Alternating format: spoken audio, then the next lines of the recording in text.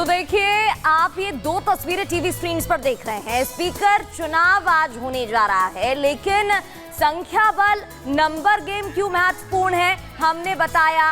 अब ऐसा क्यों है, क्यों इतना महत्वपूर्ण हो जाता है? एक तरफ जहां बीजेपी के पास संख्या बल दिखाई दे रहा है, तो वहीं इंडी गठबंधन भी अपनी जिद में है। शक्ति प्रदर्शन के रूप में से देखा जा रहा है। क्या स्ट्रैटेजी हो सकती है, ग्राफिक्स के जरिए आपको समझाने की कोशिश करते हैं। और देखिए, आपको बताएंगे कि एक तरफ जहां एनडीए के पास संख्या बल है, ओम बिरला को स्पीकर के तौर पर स्पीकर प्रत्याशी के तौर पर एनडीए की तरफ से उतार दिया गया। ये नाम सबसे आगे भी बताया जा रहा था, आगे रन में बताया जा रहा था। और विपक्ष की बात करें तो के सुरेश का नाम सामने आ गया है। विपक्ष की तरफ से के सुरेश का नाम सामने आ रहा है। एक तरफ जहां बीजेपी के पास संख्या बल है, तो दूसरी ओर विपक्ष अपनी जिद में दिखाई दे रहा है। बीजेपी के पास सबसे ज्यादा 240 सांसद बताए जा रहे हैं, और कांग्रेस की बात करें तो 98 सांसद उनके पास मौजूद है। अब आप इससे समझ सकते हैं दोनों के बीच डिफरेंस। टीडीपी के 16 सांसद बीजेपी के साथ है, टीडीपी।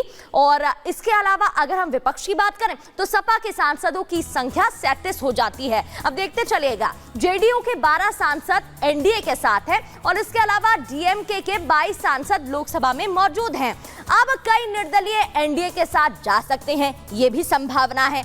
दूसरी ओर अन्य सहयोगी दलों के 47 सांसद हैं। कुल मिलाकर आप दोनों का अगर चार्ट देखेंगे, फ्लो चार्ट समझने की कोशिश करेंगे, तो एनडीए के संख्या बल सांसदों की सीटों की ज्यादा है और विपक्ष की कम है। लेकिन इंडी गठबंधन जिद पर अड़ा हुआ है और अपने प्रत्याशी का नाम घोषित कर चुका है।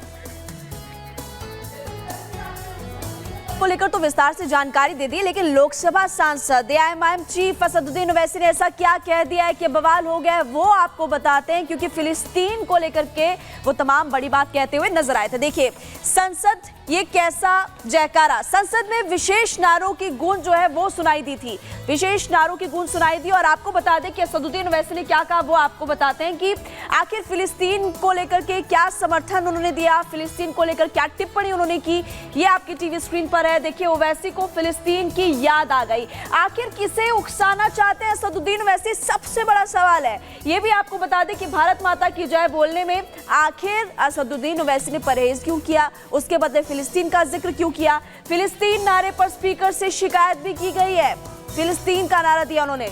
असदुद्दीन ओवैसी की सांसदी पर भी अब लगातार खतरा मंडरा रहा है। कैसे उन पर एक्शन हो सकता है, आपको आगे